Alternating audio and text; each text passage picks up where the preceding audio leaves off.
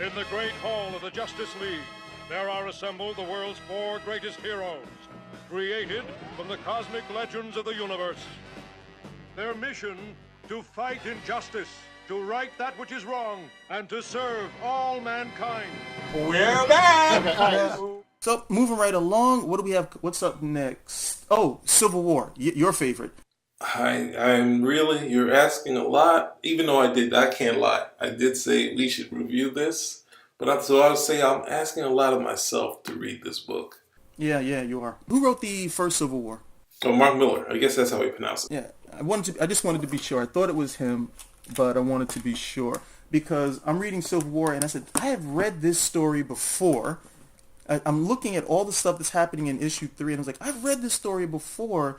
And then I told myself, without looking at the writer, who wrote this story? And I said, Brian Michael Bendis wrote this story. And I flipped and I looked at the credits. I was like, yep, Brian Michael Bendis. This is all the same stuff he does all the time. I've never really cared for it. Brian Michael Bendis cannot write superheroes. He refuses to write superheroes. Instead, Brian Michael Bendis writes these off superhero soap opera stories that are incredibly decompressed, boring overall. But I mean, how many times have we seen we saw the same type of courtroom situation when he was on Daredevil with the White Tiger. Okay, we've seen the same situation with the heroes being put each other against each other over this tangential disagreement. In terms of plotting, it's ridiculous. You go to see the Hulk, you think the Hulk is going to Hulk out. Okay, so what do? Do you do it the smart way? A couple of people approach him, make certain everything is safe? No, you guys gang up on him with a field full of people. That's sure not to make him Hulk out, right? Threatening Banner, that's never made him Hulk out before. Then the whole aspect of this character, Ulysses, is able to see the future. Why do you believe this kid? This has happened before. This has happened before where you've had these type of characters who were able to do these predictions and then it turns out something was wrong or they were self-fulfilling prophecies or along that nature. So I'm looking at the stories like I've seen all of this before. It's not very interesting. And then the characters that we've had to lose coming up to issue 3. She-Hulk is paralyzed. War Machine, James Rhodes is dead. But don't worry, we're going to get Riri Williams, so that'll take care of the minority. That'll kill 2 birds with 1 stone because we'll have a woman and a black, so we'll be able to take care of that when she becomes Iron Man, Riri Williams. And then here we have the Hulk, the Hulk being killed. And it's with these ridiculous premises, ridiculous at the end of the day. We know that the Hulk is not going to be dead. We know Rhodey will end up coming back. We know She-Hulk is not going to be paralyzed forever. So why bother doing this? And at the end of the day, it's like it's the same story. It's the same story, and it's not good. It is everything you said, that it's the same story. But I was looking at this. My problem with Bendis is always that he's sort of done the Legion of Superheroes with any character, X-Men, the Avengers, where he just puts everybody in a group and it's like a clubhouse of superheroes. And everyone starts to lose their voice. They just sort of talk about continuity and we lose the passion of Bruce Banner. We know who Hawkeye is. You don't bring Hawkeye to a table and say, Hawkeye, I want you to do this to me if I Hulk out or before I Hulk out. And then Hawkeye isn't a calm sort of person. He's a good guy, good heart, but sort of a jerk. And be like, what do you mean I'm going to kill you? Like, he would have a big reaction. These characters have all lost their sort of voice. But he's not doing characterization. He's not doing any characterization. Yes. The plotting is very thin. Mm-hmm. The characterization isn't there. And all of this is just what Bendis is doing is just point of view writing. Okay? He's throwing all of these guys over here and he's simply putting them from his point of view. Okay? That's what he always does. If we actually have characters, okay, and we actually go about them with the characterization that's been built up, Bruce Banner isn't going to do something like this. Okay? What's the thing that he always wants to do? He really wants to isolate himself from everyone. He already knows he can't get away from the Hulk at this point. Okay? So he's done all of these other things to try to get to this point. He's not going to use more gamma radiation because more gamma radiation tends to bring about what? The Hulk. Yes, Okay? yes. That's the thing of it being, this is a tragic character. And when he gets cured, you shouldn't have the Thing or even the Hulk go and try to become the Hulk again and be like, I feel sort of, give him an impotent sort of feeling. It's like, no, they don't want to be this character. I know as a comic, they're going to turn into the Hulk again, but you don't have to have them chase it. Like, I think they did it earlier where Bruce Banner meets the Awesome Hulk, and he's got this issue where it's like, I might be the Hulk in the future. Like, enjoy life.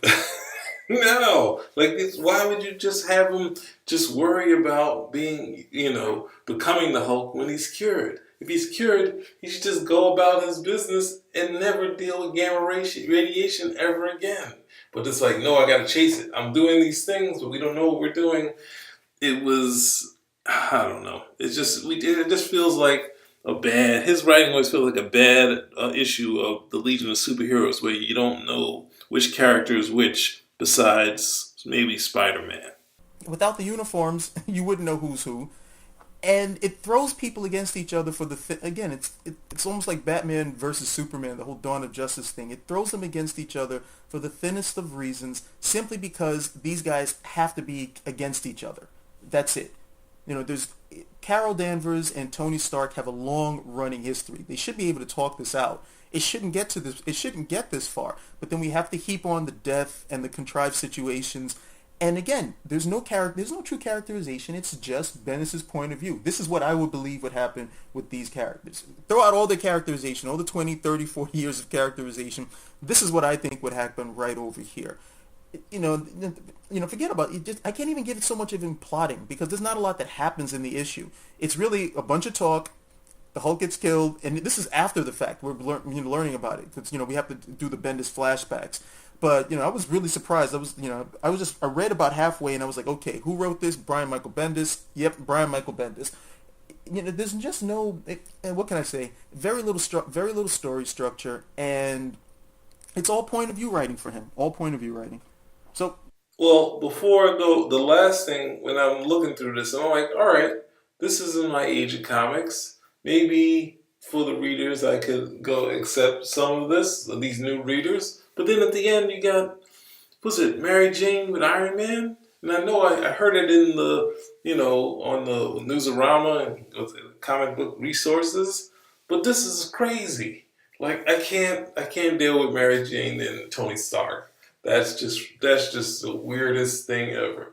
Well, you're going to get Mary Jane with Tony Stark as long as we've got Joe Quesada, because Joe Quesada does not want Mary Jane and Peter Parker to be together, ever. So we're going to she can be with everybody else. Next she'll be with Bruce Banner, and then she'll be working with the Inhumans in Adelan or something of that nature. And then she'll be Galactus' herald, but she'll never be with Peter Parker as long as this guy's at the helm. That's been his edict for so long. But again, it's about character, and I don't know, it's pretty funny where Marvel is supposed to be the character company. These were the characters who were supposed to be closer to real people, and then the superpowers come into play.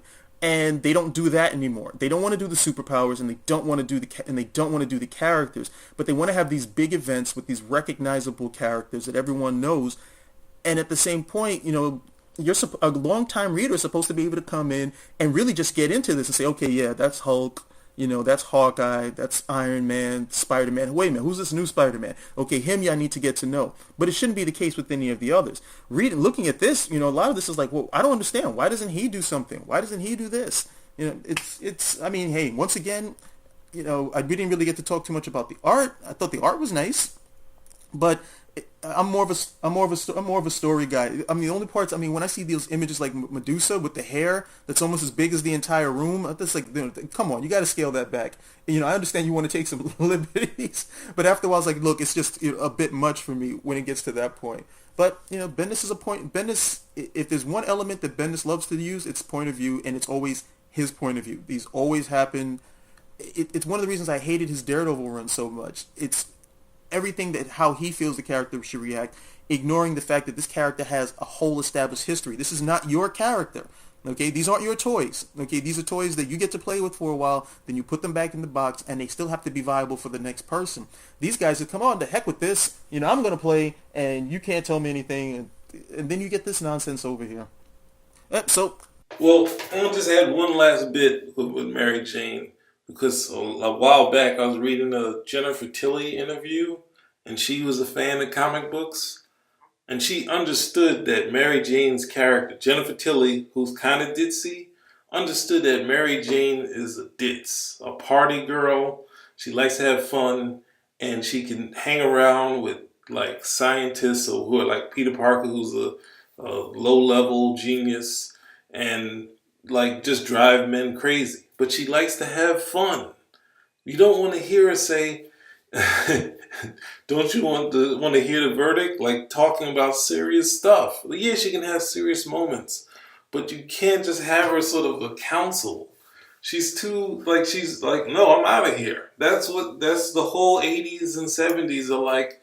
Mary Jane is like, I'm not the person to get married. I'm getting out of here, but I'll come back and mess up your life. When you got your next girlfriend.